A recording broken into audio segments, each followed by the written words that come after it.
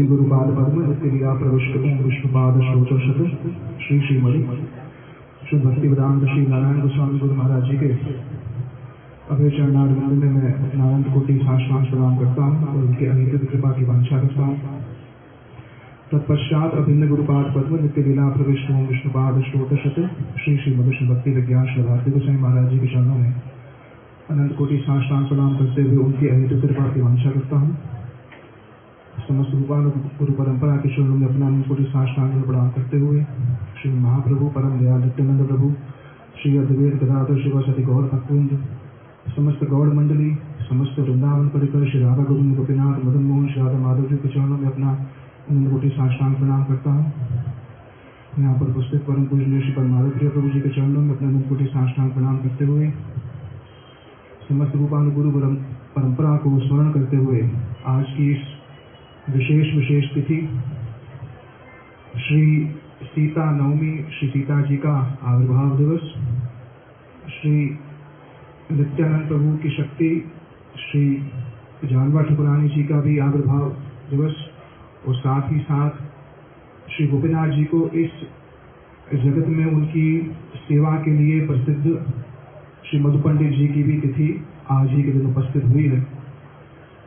तो इन तीनों तिथियों में इन तीनों श्री सीता जी श्री जानवा ठकुरानी और श्री मधु पंडित जी के उनकी प्रसन्नता के लिए और गुरु परंपरा की प्रसन्नता के लिए श्री गुरु वर्ग से जो भी वचन सुने उनको ही मैं कुछ कहने का जो है प्रयास करूंगा।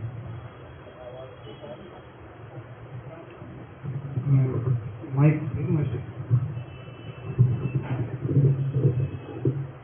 अब बेटर है, अब ठीक है, ठीक है, ठीक। तो शास्त्र कहता है शक्ति शक्तिमान मत्र अभेद। शक्ति और शक्तिमान में कोई भेद नहीं है। किसी भी व्यक्ति के व्यक्तित्व का परिचय उसकी शक्ति से मिलता है। जैसे कोई व्यक्ति बहुत बलवान है लेकिन उसके बलवान होने का परिचय तब तक नहीं मिलता जब तक वो अपने बल का प्रदर्शन नहीं करता है। किसी की विद्या, किसी का बल, किसी का पराक्रम वो तभी होता है जब उसकी उस शक्ति का जो प्रकाश होता है। उसी ही प्रकार से श्री भगवान और श्री भगवान की शक्ति अभिन्न है। जब कहा गया कि एकमेव द्वितीय नास्ति कि भगवान एक हैं, तो हमारे श्री भक्ति सिद्धांत ठाकुर प्रभुपाद जी कहते हैं प्राय जगत में ये धारणा है क्या कि भगवान एक हैं, लेकिन कह रहे हमारे उपास्य एक नहीं, हमारे उपास्य दो हैं। सिंगुलर नहीं है, प्लूरल है। कौन कौन? श्री राधा गोविंद हैं, श्री राधा रानी भी हैं और श्री कृष्ण भी हैं। उसी प्रकार से श्री राम जी और श्री सिया जी। श्री राम नवमी पिछले महीने ही आई और इस मास में इस वैशाख के शुक्ल पक्ष की नवमी को सीता नवमी के नाम से गुरु जी अपने वचन में कह रहे कोई एक महीना, अंदाजन एक महीने का दोनों का श्री राम जी और श्री सीता जी के प्राकट्य में फर्क है। गुरु जी बता रहे किस प्रकार से श्री सीता जी का जन्म हुआ, आविर्भाव हुआ। जैसे श्री भगवान के कर्म और जन्म दिव्य है, साधारण मनुष्य की तरह जन्म नहीं होता उनका, उसी प्रकार से श्री भगवान की शक्ति का भी जन्म कर्म वो भी दिव्य ही होता है, सामान्य नहीं है। गुरु जी बता रहे किस प्रकार से, और इसको वाल्मीकि रामायण में श्री वाल्मीकि जी ने केवल एक दो सूत्र में ही कहा है। श्री तुलसीदास जी ने भी श्री सीता जी के जन्म की व्याख्या रामचरितमानस में नहीं की, और श्री वाल्मीकि जी ने भी अगर किया तो उसको कुछ ही एक दो ही श्लोक में, वो भी तब कहा जब श्री राम जी और श्री लक्ष्मण जी मुनि विश्वामित्र जी के अनुगत्य में कहाँ पहुंचे? जनकपुर पहुंचे। वहां पर ही संकेत में बहुत सूक्ष्म, बहुत ही संक्षेप शब्दों में श्री वाल्मीकि जी ने इसका वर्णन किया। श्री राम लक्ष्मण आ गए हैं, जनकपुर में आ गए हैं, और आने के पश्चात उनका आदर किया, क्योंकि क्षत्रियोचित है, वीर है, तो उनका आदर किया। साथ ही साथ श्री जनक महाराज ने विश्वामित्र जी का भी आदर किया और पूछा, हे मुने आप बताइए कि आपके आने का यहाँ पर क्या प्रयोजन क्या है और आपकी मैं किस प्रकार से सेवा कर सकता हूँ। विश्वामित्र जी ने कहा, देखो यह दशरथ नंदन श्री राम जी और लक्ष्मण जी यह केवल धनुष का दर्शन करना चाहते हैं। अगर आप इनको धनुष का दर्शन करा दीजिए, जो शिव जी का धनुष आपके यहाँ पर है, दर्शन करा दीजिए। उसको दर्शन करने के पश्चात श्री राम जी लक्ष्मण जी पुनः जो है अयोध्या वापस लौट जाएंगे। जनक महाराज ने कहा कि इस धनुष का दर्शन कराने से पहले मैं इस धनुष का एक वृतांत, इसका इतिहास जो है सुनाना चाहता हूँ। तब उन्होंने पूरी परंपरा का इतिहास बताया, कैसे ये धनुष उनके पास आया। उन्होंने कहा कि राजा निमि की परंपरा में एक राजा हुआ जिनका नाम था राजा देवरात। यह धनुष जो था ये पड़ा हुआ था कहाँ पर, जब दक्ष ने यज्ञ किया था, दक्ष का यज्ञ जब विध्वंस हुआ, वो दक्ष के यज्ञ को विध्वंस के समय शिव जी स्वयं इस धनुष को लेने आए। वो धनुष को उठाया और देवताओं से कहा कि इस यज्ञ में तो मुझे भाग मिलना चाहिए था, मेरे को आपने भाग नहीं दिया, तो दंड के फलस्वरूप क्या होगा, आप सबकी भुजाएं और आपका मस्तक मैं इसी धनुष से काटूंगा। देवता लोग बड़े भयभीत हो गए। देवताओं ने शिव जी का आराधन किया और शिव जी को प्रसन्न किया। तब शिव जी ने वही धनुष देवताओं को दिया, उसी परंपरा में देवरात के रूप में आया। तब श्री जनक जी ने कह दिया सीता जी के जन्म के विषय में कि सीता जी का जन्म कहाँ हुआ है। कह रहे हैं, क्षेत्र शोध्य लब्धा नामना श्री सीता विश्रुता। मैं एक समय क्या कर रहा था, हमारे राज्य में सूखा था, अनावृष्टि थी, जल का अभाव था, और परामर्श दिया गया था कि आप क्या करिए, खेत को जोतिए। तो खेत को जोतने के लिए हमने जिस हल को बनाया, उस हल की नोक जो थी वो सोने की थी। रानियां जो है उस रथ को जब, उस हल को जब खींच रही थी, तो जब रथ को खींच रही है तो खेत में क्या हुआ, दो रेखाएं बनी। दो रेखाएं बनती, जैसे अगर कोई भी किसान हल जोतता है तो खेत में दो रेखाएं बन जाती हैं। उन दो रेखाओं के बीच के हिस्से को सित कहते हैं, सीता कहते हैं। तो जब वो खींच रहे थे तो कह रहे हैं क्षेत्र शोधे लब्ध्वा। जब मैं क्षेत्र का शोधन कर रहा था, माने मैं इस भूमि का शोधन कर रहा था, तो उस समय क्षेत्र शोधन के कारण वो जो सित था वो अटक गया कहाँ पर, भूमि में। और उसी भूमि से ही हमें एक पात्र निकला। उस पात्र के भीतर कौन थी, श्री सीता नामना विश्रुता। मैंने उनका नाम सीता इसीलिए रखा क्योंकि वो सित करते समय, सीता करते समय हमें वो जो है प्राप्त हुई। प्रश्न उठता है कि वहां पर श्री सीता जी आई कहां से। श्री राम जी ने रावण को मारा, या विभीषण को जिस समय रावण ने जब विभीषण का अपमान किया, क्या उस समय रावण मरा, अलग अलग बात है। पर श्री सीता जी के जन्म के समय ही रावण की मृत्यु का मूल कारण उपस्थित हुआ था। आतताई रूप में रावण जब सारे के सारे ब्रह्मांडों पर विश्व विजय कर रहा था, तो विश्व विजय करने के पश्चात क्या हुआ, जितने भी देवता थे सब त्रस्त हो गए। सभी देवताओं को कहा कि आप मुझको कर देना। जैसे भागवत जी में आया है कि किस प्रकार से हिरण्यकश्यप ने भी इसी प्रकार सभी देवताओं को क्या बना रखा था, अपने अधीन कर रखा था। जितने बड़े बड़े देवता थे हिरण्यकश्यप के अधीन थे, तो सभी देवता लोग कर देते थे। चलो देवताओं से कर मांगना तो ठीक है, राजाओं से कर मांगना ठीक है, पर ऋषियों से भी आप कर मांगते हैं। ऋषि तो खुद ही जो है दान पर जीवित रहते हैं, वो तो खुद ही भिक्षा पे जीवित हैं, पर ऋषियों से भी आप कर मांगेंगे। रावण किसी को नहीं छोड़ा, ऋषियों को कहा कि आप भी कर देने के लिए प्रस्तुत रहिए। तो ऋषियों ने कहा हम कहां से दें। तब सभी ऋषियों ने क्रोध में आकर के क्या किया, अपने अपने अंग के एक भाग को छेद करके रक्त की उत्पत्ति की, रक्त उत्पत्ति करके उसको एक पात्र में भरा, और वो पात्र में भर के एक सेवक के माध्यम से या स्वयं किसी ऋषि के माध्यम से वो पात्र कहाँ पहुंचा, रावण के पास। रावण ने जो ही उस पात्र को देखा, पात्र को खोला तो बीच में क्या था, रक्त था। रक्त से भयभीत हो गया, जिसके चलने से सारी दिशाएं कंपित होती थी। दिक्पाल जो है कंपित होते थे, महेश्वरों के साथ दिक्पाल कंपित होते थे। उस रावण ने जब उस स्थिति को देखा, भयभीत हुआ और कहा इस पात्र को इतनी दूर ले जाओ, इसके अस्तित्व को नष्ट कर दो। अपनी मृत्यु को नष्ट करने का पूरा उपाय, ना दिवा ना नक्तम, ना दिन में ना रात में, वही परिस्थिति बिल्कुल, ना दिन में ना रात में, कहीं ले जाओ इसको, ऐसी जगह पर ले जाओ जहां पर इसका अस्तित्व ना हो। तो उस पात्र को लेकर कहां ले गए? मिथिला ले गए। और मिथिला में जाकर के क्या किया? उस पात्र को जब रखा, उसके पश्चात ही जब श्री जनक महाराज जी ने उस अपने हल के माध्यम से उस पात्र को फिर से प्राप्त किया, तो श्री रावण की मृत्यु का, श्री को नहीं कहना चाहिए, श्री सीता जी रावण की मृत्यु का जो है कारण जो है जन्म के साथ उनका उपस्थित हुआ।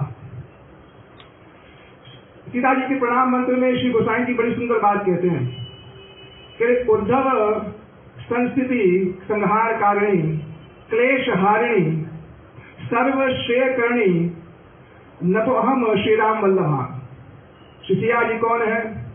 उद्धव स्थिति संहार कारिणी। उद्धव माने उद्भव, उद्भव माने जन्म,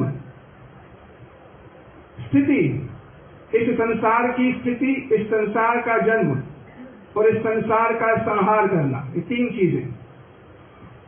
और क्लेश हारिणी, क्लेशों का हरण करने वाली। इसलिए श्री राम लखन सिया और हनुमान जी का ये जो राम दरबार है ना, ये भक्ति भक्त भगवंत गुरु चतुर नाम वपु एक।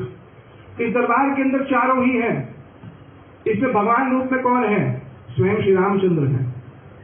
भक्त रूप में कौन है? श्री हनुमान जी हैं। गुरु रूप में कौन है? श्री लखनलाल हैं। और भक्ति रूप में कौन है? स्वयं श्री सिया जी। सिया जी को श्री नारद ऋषि ने एक रामायण उन्होंने भी रचित की। नारद ऋषि ने एक ऐसी रामायण में जहां श्री सिया जी को नारद जी कह रहे हैं योग माया भक्ति स्वरूपा है, भक्ति प्रदान करने वाली है। जैसे श्री राधा रानी के सहस्त्र नाम में श्री राधा रानी का एक नाम सेवा कहा गया है, सेवा में नियुक्त करने वाली कहा गया है, उसी ही प्रकार से श्री भगवान की सेवा में जितने भी प्रकार के क्लेश हैं, जितने भी प्रकार के अनर्थ हैं, उन सभी अनर्थों के नाशक, उन सभी अनर्थों का नाश करने वाली आह्लादनी शक्ति स्वरूपा श्री सिया जी श्री राम जी के साथ नित्य काल जो उनके साथ विराजित जो रहती है। तो सब प्रकार के क्लेश का नाश करती है। क्लेश शब्द का अर्थ क्या होता है? पूर्व जन्म में किए गए पापों के कारण अब जो यह कर्म इत्यादि प्रतिफलित होकर के मेरे सामने मूर्तिमान रूप में आ रहे हैं, इससे बचने के लिए, इससे निर्माण करने के लिए, इससे निवृत्ति के लिए ही श्री सिया जी को क्लेश हारिणी कहा गया है। और क्या कहा है? केवल क्लेश हरण नहीं करती हैं, सर्वश्रेय करणी, सब प्रकार का श्रेय प्रदान करने वाली। श्री वाल्मीकि रामायण को पढ़ करके ऐसा मेरा खुद का थोड़ा अनुभव रहा कि वाल्मीकि रामायण को पढ़ करके श्री बृहद भागवतामृत को समझने में बड़ी सहायता मिलती है। क्योंकि श्री सिया जी कौन है? श्री राधा रानी का ही प्रकाश स्वरूप है, उन्हीं का ही एक विस्तार है। और जिस प्रकार से श्री सीता जी ने रामायण, विशेष करके वाल्मीकि रामायण में अपने उस विरह पक्ष को जो प्रस्तुत किया है, कभी वह राम जी के प्रति संवाद में कहीं क्रोध व्यक्त कर देती हैं, कहीं श्री राम जी के विरह में मूर्छा प्राय और मृत प्राय हो जाती हैं। वो जितने भी भाव जो हमारे रूप गोस्वामी पाद ने व्यक्त किए हैं, उनको जिस तरीके से उन्होंने कहा है उज्ज्वल नीलमणि इत्यादि अन्य अन्य ग्रंथों में, वो सभी के सभी जो भाव हैं कहीं सांकेतिक रूप में श्री सिया जी के जीवन में स्पष्ट रूप से वहां दिखते हैं। तो सर्वश्रेय करणी, सब प्रकार का श्रेय प्रदान करने वाली, क्लेश हारिणी, सर्वश्रेय करणी, न तो अहम श्री राम वल्लभाम, उस श्री राम जी की वल्लभा को, उस राम जी की शक्ति को, उस राम जी की प्रेयसी को, न तो अहम, मैं जो है प्रणाम करता हूं। ऐसा श्री गोसाई जी ने श्री रामचरितमानस में इस मंत्र को जो उद्धृत किया है। सीता जी से संबंधित एक बात या उनका जो श्री राम जी के प्रति समर्पण है, उनका जो त्याग है, उनकी श्री राम जी के प्रति जो अनन्यता है, उसको श्री वाल्मीकि ऋषि ने इतने सुंदर रूप से अयोध्या कांड में बताया है कि जब श्री राम जी को ये बताया गया कि आप वनवास जा रहे हैं, तो श्री राम जी कौशल्या जी को प्रणाम करके जब श्री सीता जी के महल की ओर आ रहे हैं ना, श्री वाल्मीकि ऋषि बहुत सुंदर रूप में बता रहे हैं। इसलिए वाल्मीकि ऋषि की इस काव्य को महाकाव्य कहा गया है। ये 24,000 श्लोकों से समृद्ध ये जो काव्य है, इसकी शैली इतनी सुंदर है। हर एक श्लोक मानो श्री राम लीला का जीवंत और मूर्तिमान स्वरूप है, मूर्तिमान स्वरूप है। इसलिए गुरु जी कहते थे सावधान, रामलीला जो है वो अपने आप में बड़ी आकर्षक है, उस तरफ जाएंगे। ऐसा नहीं कि वो कह रहे मत सुनो, और फिर भी थोड़ा समझ करके इस चीज को, लेकिन श्री रामलीला के इस विधेय तत्व को समझ करके श्री कृष्ण लीला के इस विधेय तत्व को समझने में सहायता अवश्य प्रदान होती है। कितने मर्यादा पूर्वक हमारे श्री सनातन गोस्वामी पाद ने सभी संबंधों के तारतम्य को ऐसी प्रांजल, ऐसी सुंदर भाषा से युक्त होकर के वर्णन किया है कि कहीं भी चाहे श्री कृष्ण और उसमें भी श्री राधिका के सर्वश्रेष्ठ तत्व की स्थापना तो हो रही है, पर कहीं श्री सनातन गोस्वामी पाद की भाषा में कहीं श्री राम जी के प्रति, कहीं श्री सिया जी के प्रति हे भावना उत्पन्न नहीं हो रही, निम्न भावना उत्पन्न नहीं होती। ये आचार्यों के लेखनी की चमत्कारिता ही है कि सर्वश्रेष्ठ रस की स्थापना उतने सुंदर रूप से करते हैं कि पर तत्व की स्थापना भी हो जाती है और अन्य किसी उपास्य के प्रति निम्न भाव की उत्पत्ति भी नहीं होती। ये उनकी लेखनी की चमत्कारिता ही है। श्री वाल्मीकि ऋषि कह रहे हैं, राम जी जब आ रहे कहां पर, सीता जी के महल में अंतपुर, खबर सब जगह पहुंच गई कि राम जी कहां जा रहे हैं, वनवास जा रहे हैं, पर अंतपुर तक ये बात नहीं पहुंची थी। सिया जी अभी भी यही समझ रही है क्या, कल सुबह क्या होना है, अभिषेक होना है। वहां पर श्री वाल्मीकि ऋषि कह रहे हैं, वाल्मीकि जी इतनी सुंदर बात कह रहे हैं, अभी तक श्री सिया जी जनक नंदिनी थी, विदेह नंदिनी थी, लेकिन जो ही यह बात अयोध्या में प्रस्तुत हुई कि श्री राम जी का अभिषेक ना होकर के वनवास ग्रहण करना है, श्री वाल्मीकि ऋषि ने सिया जी को जनक नंदनी, विदेह नंदिनी ना कहकर के तपस्विनी कहना शुरू कर दिया। क्यों? बोले आप ये मत समझिए कि केवल तपस्वी आप ही हैं। आप आएंगे ना सिया जी से कहेंगे, अरे अरे आपने तो अपने कोमल चरणों को कभी भूमि पर रखा ही नहीं, आप वन के दुख को कहां सहन करेंगी। मानो श्री वाल्मीकि ऋषि श्री सिया जी के पक्ष से कह रहे हैं, राम जी आप घबराइएगा मत। हाँ, विदेही जो है ना, ये जो वैदेही है, ये वैदेही कौन है? तपस्वी स्वरूपा है। वैदेही ना तत्व सर्वम सुष्वा तपस्विनी, ये जो है तपस्विनी है। राम जी आ रहे और राम जी का मुख आज कुछ मलिन दिख रहा है। देखो अलग अलग आचार्यों की अलग अलग बात है। श्री तुलसीदास जी कह रहे हैं कि राम जी का मुख कभी भी मलिन नहीं होता। अभिषेक की बात सुनी तो मुख प्रसन्नचित नहीं हुआ। जहां ये बात कही कि आपका जो है अब वनवास होगा तो मुख मलिन नहीं हुआ, ऐसे रूप का मैं दर्शन करता हूं। लेकिन श्री वाल्मीकि जी के काव्य में स्पष्ट रूप से आया कि राम जी का मुख थोड़ा मलिन लगा। इसलिए नहीं कि मेरा वनवास हो रहा है, इसलिए कि मेरा अयोध्या वासियों से विरह होगा। इसलिए नहीं कि मुझे राज्य नहीं दिया जा रहा। अयोध्या संस्कृति का स्वरूप है, वहां युद्ध ही इसलिए हो रहा है कि मेरे प्रियतम को, मेरे उपास्य प्रसन्न कैसे हो, ये अयोध्या का आधार है। इसलिए जो रामायण है वो बहुत ही भक्ति के लिए बहुत सुंदर आधार जो है प्रस्तुत करती है। सिया जी ने कहा, अरे आपका मुख कुछ मलिन दिखता है। अरे कल सुबह तो पुष्यन, कल सुबह तो आपका अभिषेक होना है, सुंदर नक्षत्र की उपस्थिति है, आपका अभिषेक होना है, और इस समय आपकी परिस्थिति कैसी है? केवल दुर्मल। आपका ये जो आपका जो मुख है कि इस समय मलिन की प्रतीत हो रहा है। बोले आपके मुख को चवण डुलाने के लिए सेवक आपके आसपास होते हैं। चंद्र हंस प्रभायाम, आपके चंद्र हंस रूपी बड़े सुंदर सुंदर जो अनेक प्रकार के चामर होते डुलाने वाले आसपास होते हैं। आज एक भी चामर डुलाने वाला दिख नहीं रहा। आपके आगे चलने वाले बंदी, सूत, माधवगण, वंशावली गाने वाले वो भी आपके सामने दिख नहीं रहे हैं। बड़े बड़े हाथी आपके सामने चला करते थे, वह भी नहीं दिख रहे। सुंदर आभूषणों से युक्त जो आपके पीछे लोग चलते थे वह भी नहीं दिख रहे। ऐसी परिस्थिति आपकी। हुआ क्या है, क्या परिस्थिति है?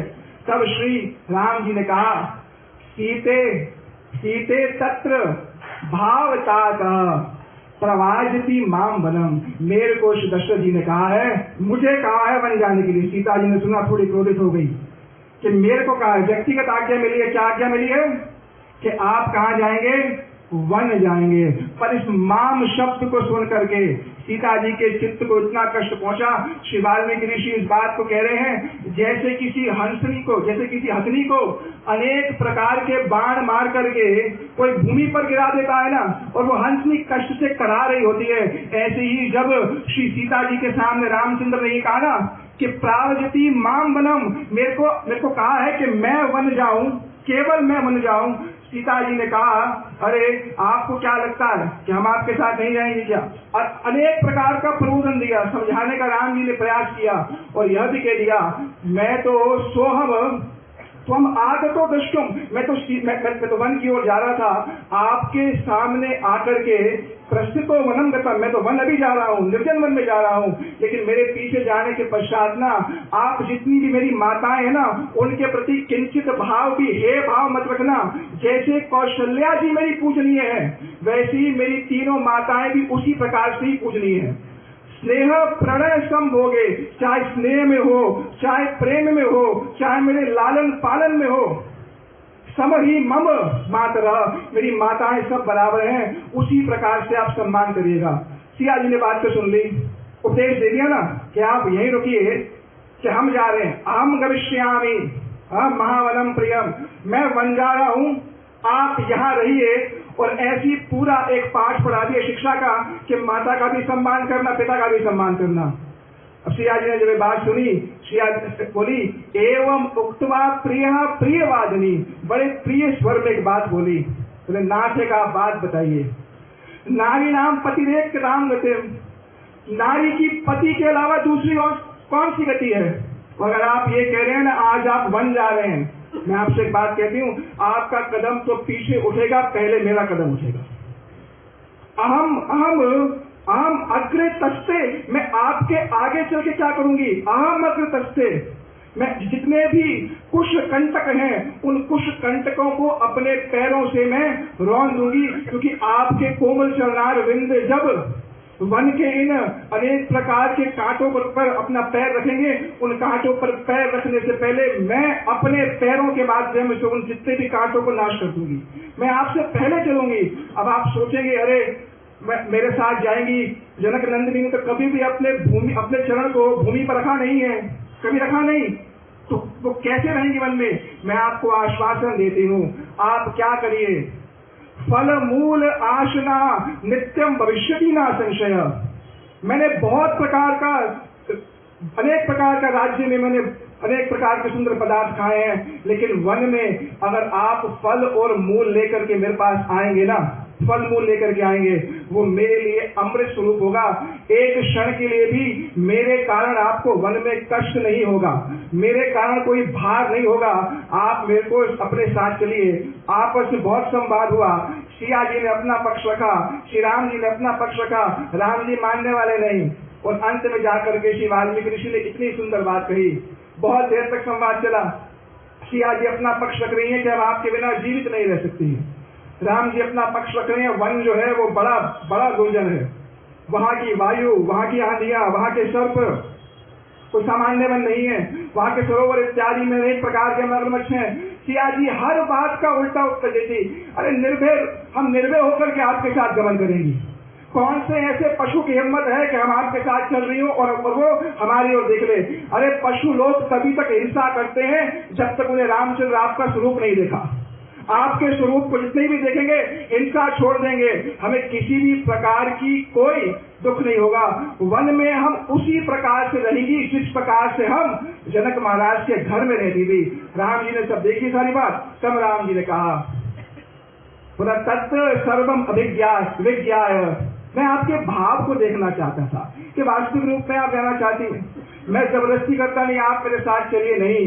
आपने सारे के सारे जितने भी पक्ष मैंने आपके सामने रखे कि वन बड़ा दुर्जन है, वहाँ भोजन की बड़ी दिक्कत है, मैंने कहा कि वहाँ की वायु बड़ी बड़ी भीषण है।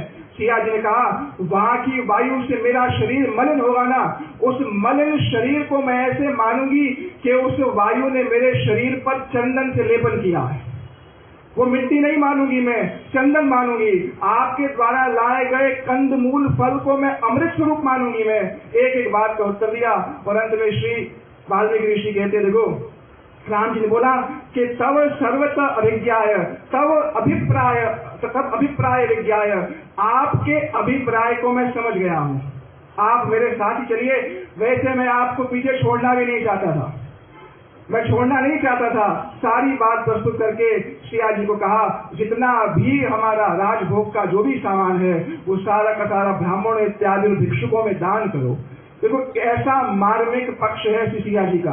हमारे गुरु जी जब इसको अभी वर्णन कर रहे थे, थोड़े से सूत्र में ही कहा जन्म से लेकर के अंत तक पूरी की पूरी जो है बात कह दी। ये काव्य इतना सुप्रसिद्ध है, इतना सुगंभीर है, इतनी भाषा इसकी ऐसी है कि कहीं जिस प्रकार से श्री सिया जी कभी तो अपना मुख नीचे कर करके मंद मंद रो रही हैं और कभी श्री राम जी से कहती हैं कि जब जनक महाराज ने हमारा हाथ आपके हाथ में दिया था ना, आप जिस प्रकार से कह रहे हैं ना कि घर रह लो, उनको पता नहीं था कि आप पुरुष होकर के स्त्री जैसा आचरण करेंगे। क्रोधी व्यक्त कर रही हैं, कहीं क्रोध व्यक्त कर रही हैं, कहीं दैन्य व्यक्त कर रही हैं। जितने भी प्रकार के भावों का वर्णन हमारे आचार्यों ने किया है वो सभी भाव सांकेतिक रूप में कहीं कहीं उसकी कुछ छवि सिया जी के उस रूप में दिखती है।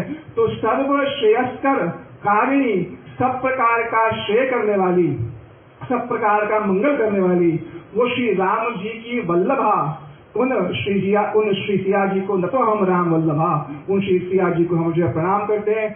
गुरुपाद पद्म के चरणों का स्मरण करते हुए उन्हीं के द्वारा ही सूत्र रूप में कही हुई बात को थोड़ा देखने का जब मन करा, तभी ही श्री वाल्मीकि ऋषि द्वारा कही इस रामायण में जाने तो गुरु जी की ही कृपा है। वो संकेत में कोई बात कह दी तो उसको थोड़ा विस्तार से जब पढ़ा तब समझ में आया कि काव्य बड़ा अद्भुत है।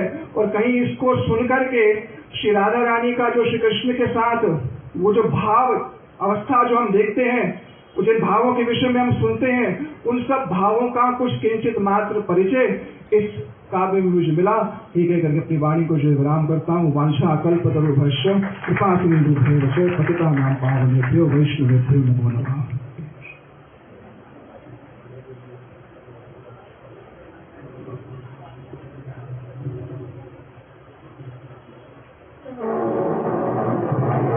गुरुवे गौरचंद्राय राधिकायै तदालय कृष्णाय कृष्णभक्ताय तद्भक्ताय नमो नमः। नमो विष्णुपादाय श्रीरूप रघुनाथ कृष्णाय भूतले श्रीमते भक्ति वेदांत नारायण गोस्वामी नामिने। नमो विष्णुपादाय आचार्य सिंह रूपिणे श्रीमद भक्ति प्रज्ञान केशव गोस्वामी नामिने। नमो विष्णुपादाय कृष्ण पृष्ठाय भूतले श्रीमते भक्ति सिद्धांत सरस्वती नामिने। वांछा कल्पतरुभ्यश्च कृपा सिन्धुभ्यैव च पतितानां पावनेभ्यो वैष्णवेभ्यो नमो नमः। जय रूप सनातन भट्ट रघुनाथ श्री जीव गोपाल भट्ट दास रघुनाथ एछय गोसाइर करी चरण वंदन। जाहैते विघ्ननाश अभिष्ट पुरण आजानुलंबित भुजौ कनकावदातो संकीर्तनय कपितरो कमलायताक्षो विश्वम्भरो द्विजवरो युगधर्म पालो वंदे जगत प्रिय करो करुणावतारो। हे कृष्ण करुणा सिंधो दीनबंधो जगतपते गोपेश गोपिका कांत श्री राधा कांत नमोस्तुते। सप्त कांचन गौरांगी राधे वृंदावनेश्वरी वृषभानुसुते देवी प्रणमामि हरिप्रिय। भक्त्या विहीनापराध लक्ष्य क्षिप्ताश्च कामादितरङ्गमध्ये कृपामयि त्वां शरणं प्रपन्ना वृंदे नमस्ते चरणारविन्दम्। श्री कृष्ण चैतन्य प्रभु नित्यानंद श्री अद्वैत गदाधर श्रीवासादि श्री गौर भक्त वृंद। हरे कृष्णा कृष्णा कृष्णा हरे हरे, हरे राम राम राम हरे हरे। मैं सर्वप्रथम अपने परम आराध्यतम गुरुपाद पद्म जगत गुरु नित्य लीला पुरुषोम विष्णुपाद अश्वत श्रीमद श्रील भक्तिवेदांत नारायण गोस्वामी महाराज जी के श्री चरण कमलों में अनंत कोटि दंडवत प्रणाम ज्ञापन करता हूँ। तदनंतर नित्यलीला पृष्ठोम विष्णुपाद अष्टोदश श्री श्रीमद श्रील भक्ति विज्ञान भारती गोस्वामी महाराज जी के श्री चरण कमलों में मेरा अनंत दंडवत प्रणाम। समस्त रूपानु गुरु परंपरा सपार्थ सपरिकर जगत गुरु श्रील प्रभुपाद भक्ति सिद्धांत सरस्वती गोस्वामी ठाकुर सपरिकर श्री गौर नित्यानंद प्रभु श्री राधा माधव जय उपस्थित श्रीपाद माधव प्रिय प्रभु अन्य ब्रह्मचार्य वृंद वैष्णव वैष्णवी सबके चरणों में मेरा यथा योग्य दंडवत प्रणाम। हरे कृष्ण। आप लोग थोड़ा आगे आ जाइए, पीछे से जो लोग आएंगे उनको बैठने में सुविधा होगी। शीघ्र आ जाओ, विलंब ना करो।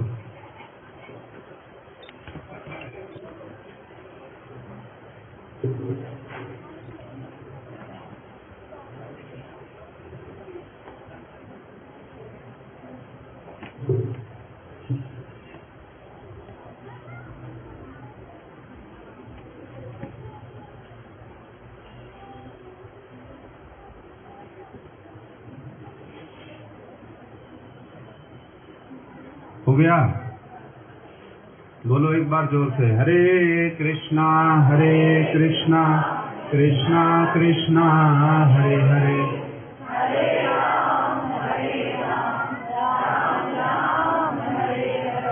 और एक बार जोर से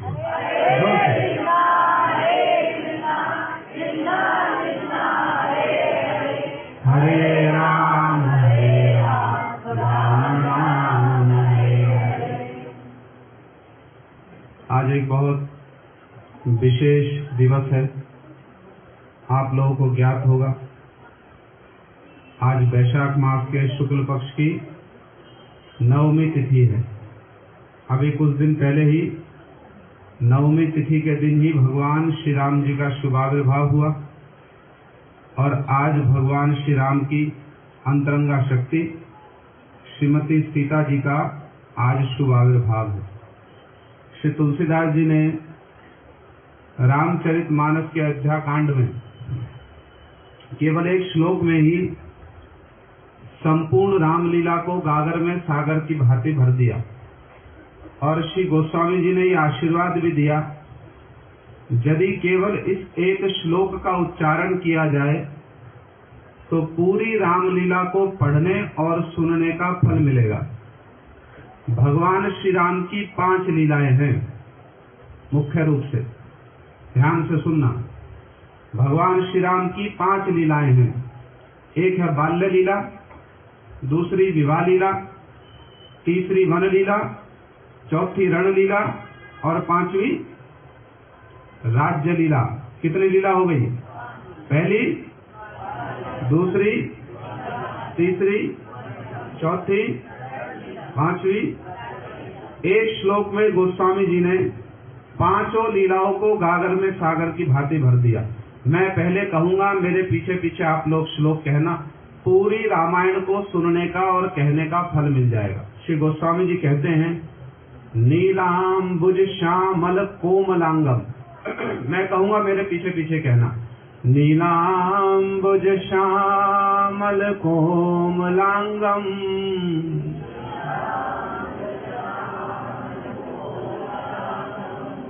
नीलांबुज श्यामल कोमलांगम नीलांबुज श्याम सीता समारोपित माम भागम सीता पाणो महासायक चारु चापम पाणो महासाय नमामि रामं रघुवंशनाथं नमामि रामं। श्री गोस्वामी जी ने एक श्लोक में ही भगवान श्री राम की 5 लीलाओं को गागर में सागर की भांति भर दिया। समझो ध्यान से, कहाँ से वंदना आरंभ करते हैं? नीलांबुज श्यामल कोमलांगम। पहली लीला कौन सी बतलाई थी? बालक के अंग कोमल कब होते हैं? मनुष्य के अंग कोमल कब होते हैं? बाल अवस्था में। तो गोस्वामी जी ने श्लोक की पहली पंक्ति में किसको स्मरण किया? भगवान श्री राम की बाल्य लीला को, नीलांबुज श्यामल कोमलांगम। दूसरी लीला कौन सी है? दूसरी लीला है विवाह लीला। श्री गोस्वामी जी ने कैसे स्मरण किया? सीता समारोपित वाम भागम, वाम भाग में सीता जी को कहां पर समारोपित किया गया, बैठाया गया? जब विवाह हुआ। कौन सी लीला हो गई? तीसरी कौन सी है? हैं? वन में जा रहे हैं तो उसको गोस्वामी जी कैसे स्मरण कर रहे हैं? पाणौ महासायक चारु चापम, जिनके हाथ में क्या है? सायक माने बाण, और चारु चापम, चापम माने बड़ा सुंदर हाथ में एक धनुष धारण कर रखा है। कौन सी लीला को स्मरण किया? वन लीला। फिर है रण लीला और अंतिम राज्य लीला। तो श्लोक की अंतिम पंक्ति में श्री गोस्वामी जी ने दोनों लीलाओं को भर दिया।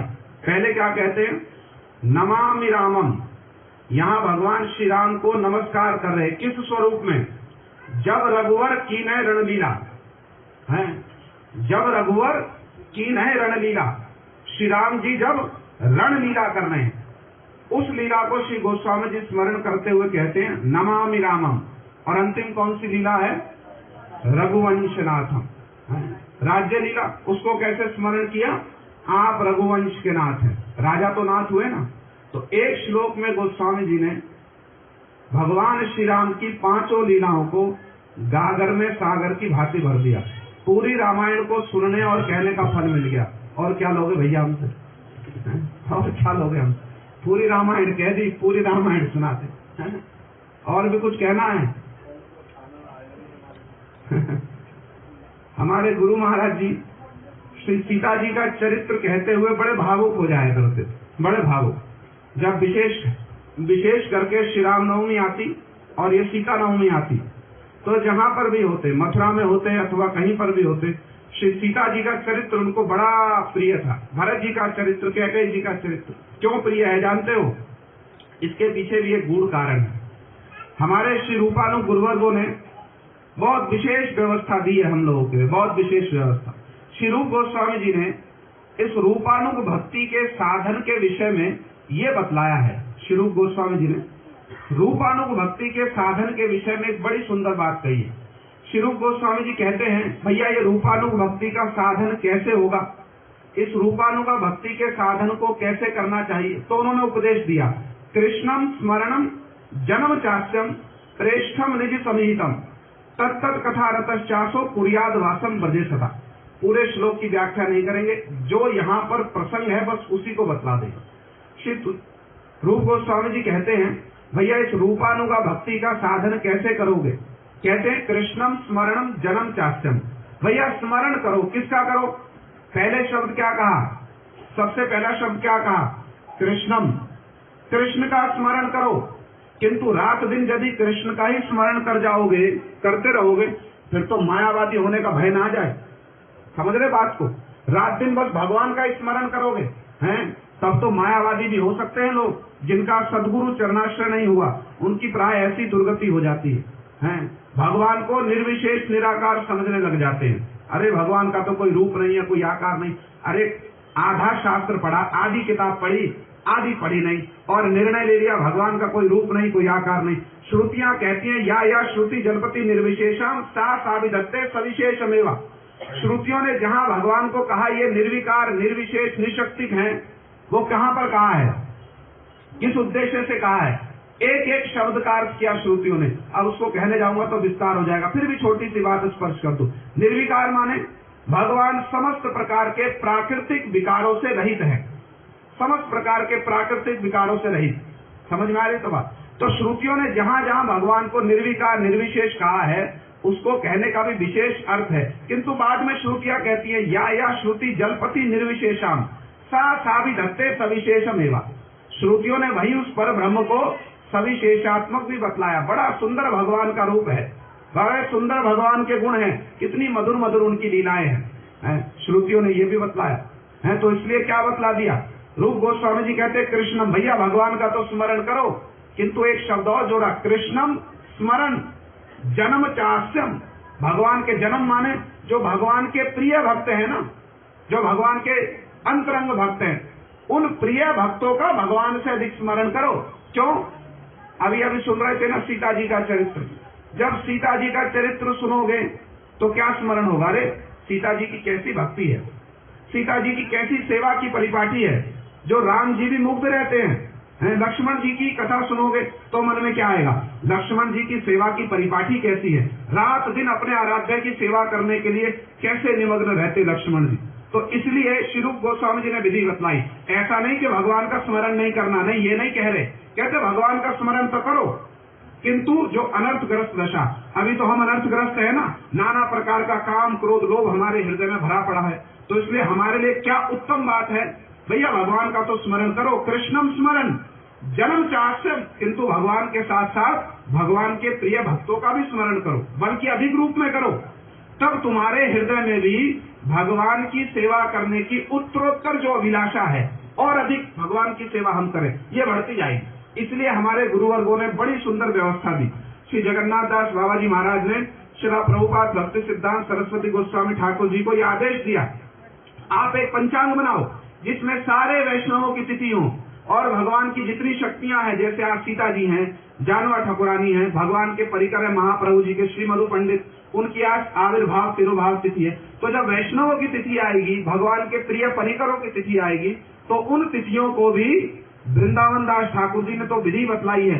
ईश्वरेर जन्म तिथि जे है नो पवित्र, वैष्णवेर सही मतो तिथिर चरित्र। भैया भगवान की तिथि जैसे पालनीय पूजनीय है ना, ऐसे ही भगवान के भक्तों की तिथि भी पालनीय पूजनीय है। इससे परम मंगल की प्राप्ति होगी, परम मंगल की प्राप्ति। तो अब मैं इस विषय में कहने जाऊंगा, प्रसंग बहुत लंबा हो जाएगा। ये विधि हमारे गुरुवर्गों ने बतलाई। तो इसलिए हमारे सब गौड़िया मठों में विशेष करके जब भगवान की तिथि आती है बहुत धूमधाम से मनाते, किंतु जब भगवान के परिकरों की भक्तों की हमारे गुरुवर्गों की भी आविर्भाव तिरुभाव तिथि आती है बहुत धूमधाम से मनाते। क्यों? विधि यही है शास्त्र में, नहीं तो प्रत्यवाय होगा। हमारे महाराज जी कहा करते थे, श्रील भारती गोस्वामी महाराज जी, प्रत्यवाय होगा माने दोष लगेगा।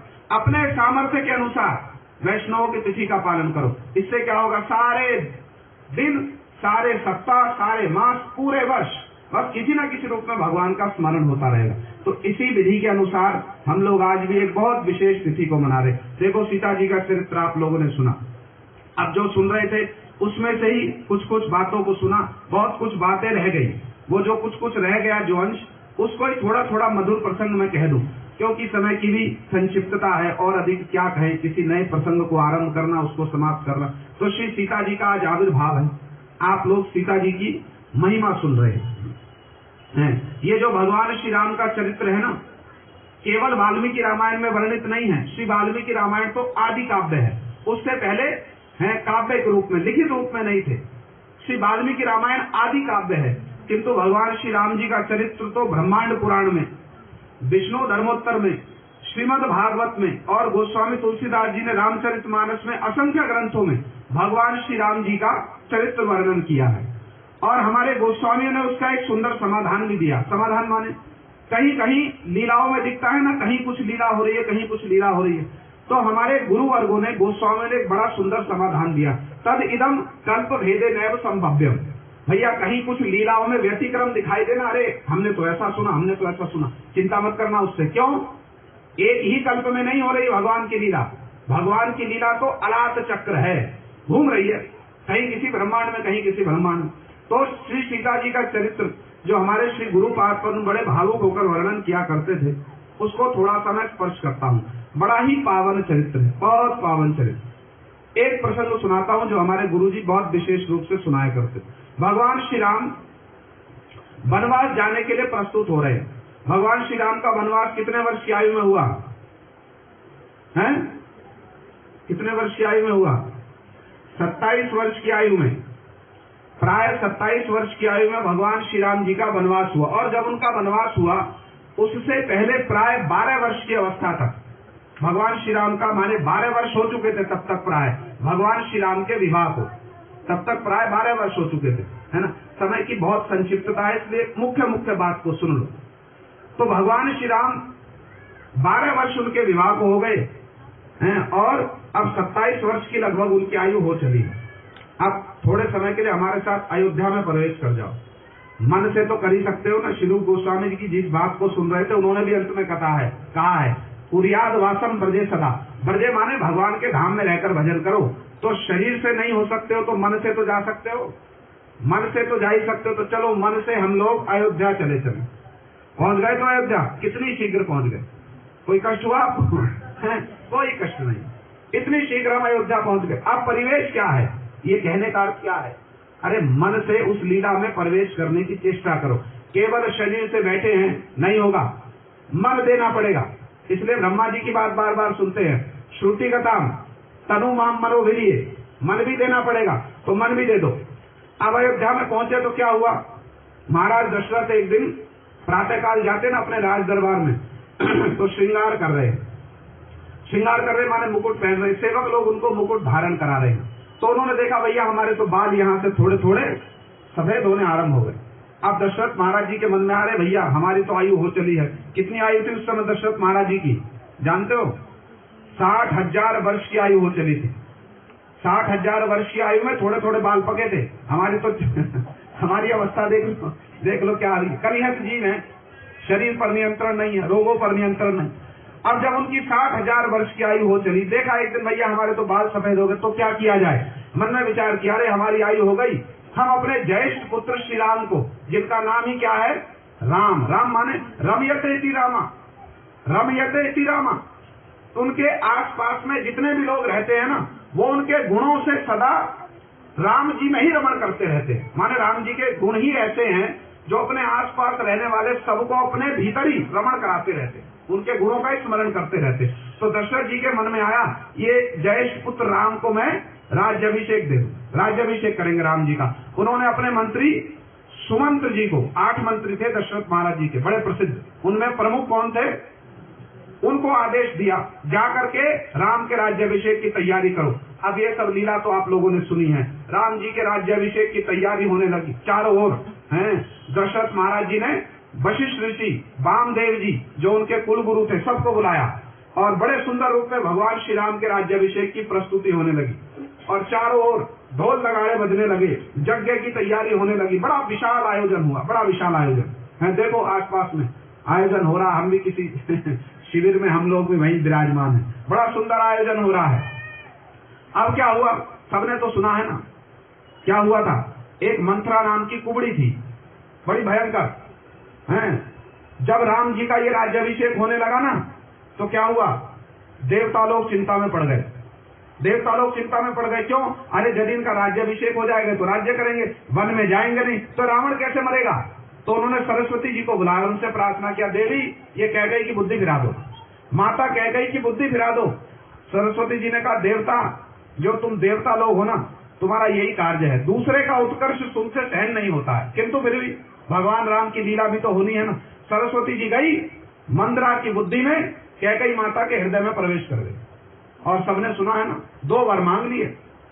महाराज दशरथ भगवान श्री राम के राज्याभिषेक की पूरी तैयारी करवा करके, अब अगले दिन भगवान राम का राज्याभिषेक होना, अगले दिन, और संध्या के समय में ये कैकेयी देवी, वो तो मंत्रा के कहने से कोप भवन में चली गई। पहले होता था कोप भवन, बड़े घर होते थे ना, आजकल छोटे घर है, कहाँ कोप भवन होगा। अब तो घर ही कोप भवन हो रहे हैं अब तो घर ही कोप भवन हो रही है अवस्था है। तो कोप भवन के लिए अलग से स्थान कहाँ बनाए ऐसी अवस्थाएं हो चली है। अब तो ऐसी अवस्था हो चली। तो जो भी हो, अब कैकेयी मैया तो, किंतु कैकेयी जी के चरित्र पर संदेह ना करना। उन्होंने भगवान श्री राम की सेवा के लिए, हमारे गुरु जी कहा करते थे, विष का घूंट पिया। कैकेयी जी की भक्ति जो है ना, सर्वोत्तम भक्ति है भैया। उनके प्रति किसी प्रकार से भी हैं खराब बुद्धि ना कर लेना, नहीं तो अपराध हो जाएगा। उस चरित्र को फिर किसी दिन सुनाएंगे, जब कैकेयी जी का आविर्भाव आएगा तब सुनाएंगे। अब क्या हुआ, कैकेयी जी तो कोप भवन में चली गई। महाराज दशरथ आए, देखा रहे ये क्या होगा, बड़ी विचित्र अवस्था है। तो उन्होंने बड़े जतन किए, पूछा सब कुछ। अब सारी लीला तो आप जानते हो, हम अपने प्रसंग पर आएंगे, ये भूमिका बतलाई जा रही है।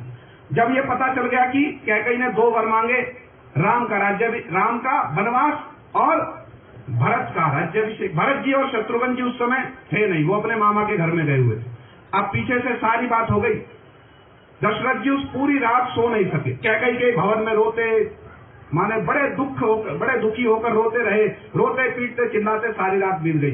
अब अगले दिन सारे लोग सारे तो अयोध्या में गाजे बाजे बज रहे थे ना, सारे लोग तैयार हैं, आज राम का राज्याभिषेक होगा। किसी को ये बात पता नहीं चली है, अभी तक किसी को नहीं पता चली। सारे मंत्री लोग सुबह सुबह प्रातःकाल दशरथ महाराज के महल के बाहर खड़े। महाराज तो बड़ी शीघ्र उठने वाले हैं, ये तो ब्रह्म मुहूर्त में उठ जाते हैं, किंतु आज बड़ा विलंब हो गया इनको, आज क्यों नहीं उठ रहे हैं? सारे चिंता में पड़ गए। तब सुमंत्र जी सबके कहने से धीरे धीरे भीतर गए, और जब भीतर गए ना महल के, तो जो ज्ञानी पुरुष होते हैं ना, किसी स्थान पर प्रवेश करे ना तो वो जान जाते हैं इस स्थान की अवस्था क्या है, परिवेश को देखकर ही समझ जाते हैं, यहाँ साधु लोग रहते हैं ना साधु लोग रहते हैं। तो सुमंत्र जी जब भीतर गए ना, समझ गए भैया कुछ ना कुछ गड़बड़ हुई, कोई ना कोई तो दुख का समाचार है। जाकर भीतर पूछा, सारी बात पता चली। तो महाराज दशरथ ने कहा, महाराज दशरथ तो मौन पड़े हैं, सुमंत्र को देखा और फूट फूट कर रोने लगे। क्यों? वो जानते थे ये राज्याभिषेक की तैयारी हो चुकी है, मुझको बुलाने आए हैं। तो वो तो कुछ कह नहीं रहे। माता कहकर उठकर कहती है, सुमंत्र जी ने पूछा क्या बात होगी? माता कहकर कहती है, हमको तो कुछ पता नहीं भैया, हमको तो कुछ पता नहीं। तुम एक काम करो, तुम राम को बुला लाओ, जब राम आएंगे ना तभी ये कुछ मुंह खोलेंगे, तो कुछ मुंह नहीं खोल रहे। तो सुमंत्र जी दौड़ कर गए भगवान श्री राम को बुलाने। राम जी भी प्रातःकाल उठे ही थे, झट से बुलाने गए तो झट से सुमंत्र जी आ गए, झट से सुमंत्र जी बुलाने गए तो राम जी आ गए। अब सीता जी उस समय अभी प्रातःकाल की तैयारियां चल रही थी, राम जी गए झटपट सुमंत्र जी के पीछे पीछे, बड़ा सम्मान करते थे सुमंत्र जी का, पिता के समान। झट गए राम जी महल में, सारी बात पता चल गई। और जब लौट करके आए ना तो प्रसंग तो बहुत लंबा है। कौशल्या माता के पास में गए, जब राम जी को पता चला ना तो उन्होंने तो कैकेयी माता की बात को सुनकर के कहा, इतनी छोटी सी बात, इतनी छोटी सी बात पर इतना कलेश हो रहा है, इतनी छोटी सी बात पर, अरे हमको बन जाना, हम तो बन चले जाएंगे। और राम जी के मन में ये बात थी, गोस्वामी जी कहते राम जी के मन में बात थी कि भैया हम चारों भाइयों का जन्म एक साथ हुआ, पले बड़े हम एक साथ में, सारा जो हमारा खेला धूला सब कुछ शिक्षा एक साथ में हुई, किंतु राज्याभिषेक केवल मेरा अकेले का हुआ, ये राम जी के मन को भा नहीं रहा था। समझ रहे बात को? ये राम जी के मन को भा नहीं रहा था। जब उनको पता चला कि भरत का राज्याभिषेक होगा और हम वन को जाएंगे, राम जी बड़े प्रसन्न हुए, तो बड़ी अच्छी बात हो गई। इसलिए माता कैकेयी से कहते भाई इतनी छोटी सी बात, इसके लिए हमारे पिताजी सारी रात को विलाप कर रहे और आप इतना दुख में, अभी हम अभी वन चले जाएंगे, चिंता की क्या बात, अभी वन को जाते हैं, आप चिंता ना करो, है पिताजी को संभालो आप। तो राम जी कह करके बाहर को चले, और पहले तो गए, प्रसंग लंबा है, कौशल्या माता के पास में गए, लक्ष्मण जी को समझाया, किंतु यहाँ तो सीता जी का चरित्र है ना। अब भगवान श्री राम सबको समझाकर सीता जी के महल में आ रहे हैं, माने अपने महल में घुस रहे। तो राम जी जब महल में आए ना, सीता जी बड़ी चिंतित थी। अब यहाँ पर श्री सीता जी की भक्ति, श्री सीता जी की सेवा और भगवान राम के प्रति जो उनका प्रेम, जो त्याग है ना, उस उनकी भक्ति, सौंदर्य, प्रेम, त्याग का सुंदरता देखिए आप, क्या सीता जी के भाव क्या है, ये सीखने की बात है। ये श्री सीता जी के अद्भुत चरित्र से ग्रहण करने की बात है। भगवान राम अकेले घुसे अपने महल में, अकेले घुसे, और प्रातः काल से ही गाजे बाजे बज रहे थे। अभी तक तो किसी को पता नहीं है ना समस्या क्या खड़ी हो गई है, किंतु अब धीरे धीरे जब सबको पता चला तो गाजे बाजे बजने बंद हो गए। तो सीता जी वो तो बाहर नहीं जा सकती महल से, वो मन मन में चिंता कर रही है ये गाजे बाजे बजने क्यों बंद हो गए। अब उन्होंने देखा भगवान श्री राम चले आ रहे पैदल पैदल। तो प्राय क्या होता है, जब भी भगवान श्री राम अपने महल में प्रवेश करते हैं, दो चार सेवक, दो चार मंत्री उनके साथ में होते हैं, और एक सेवक जो है सब समय भगवान श्री राम के मस्तक के ऊपर में श्वेत छत्र को धारण करके रहता है सब समय। किंतु सीता जी ने देखा आज अद्भुत बात है, ये प्रभु श्री राम अकेले चले आ रहे हैं, पैदल आ रहे हैं, कोई मंत्री नहीं, कोई गाजा बाजा नहीं, कोई सेवक नहीं, कोई श्वेत छत्र नहीं धारण कर रखा, क्या बात हुआ। उनके मन में बड़ी शंका हुई, बड़ी शंका। किंतु भगवान श्री राम ने भीतर प्रवेश किया, सीता जी ने सोने के कलश में जल लेकर भगवान श्री राम के चरण धुलाए और बड़े प्रेम से उनका स्वागत किया और भीतर बैठाया उनको। और राम जी से पूछा कि प्रभु आप हठात प्रातः काल कहाँ गए थे। मन में कुछ कुछ शंका हो रही है सीता जी को, समझ रही है कुछ ना कुछ अनिष्ट हुआ है। तो पूछा प्रभु आप सुबह सुबह प्रातः काल आप कहाँ गए थे, और ये गाजे बाजे बजने बंद क्यों हो गए, और आप प्रभु अकेले आए हो, आपके साथ में कोई सेवक नहीं है, कोई छत्र लेकर, कोई चावल ढुला नहीं रहा है, कोई छत्र लेकर नहीं जा रहा, आज तो आपका राज्याभिषेक होना था, ये सब क्या हो रहा है। तो भगवान श्री राम का अपने पिता के प्रति प्रेम देखिए। भगवान श्री राम ने सीता जी को, अब ये नरवत लीला है, लौकिक लीला है, वो तो भगवान है, भगवान की शक्ति, पर जगत में आकर आदर्श दिखला रहे हैं। तो भगवान श्री राम के मन में आया कहीं सीता जी के हृदय में, मन में हमारे पिताजी के लिए कोई बात ना आ जाए, इसलिए भगवान राम ने बड़े प्रेम से बात को, देखो कितने सुंदर रूप में कहा, कैसे पुत्र हैं और कैसी पुत्रवधू हैं, ये सीखने की बात है। हमारे गुरु जी कहते थे भगवान श्री राम से सीता जी कहती है आज तो आपका राज्याभिषेक होना था, ये गाजे बाजे बजने बंद क्यों हो गए? भगवान श्री राम ने बड़े प्रेम से कहा, सीते राज्याभिषेक तो हुआ है किंतु अयोध्या का नहीं हुआ, दंडकारण्य वन का हुआ है। समझ में आई बात?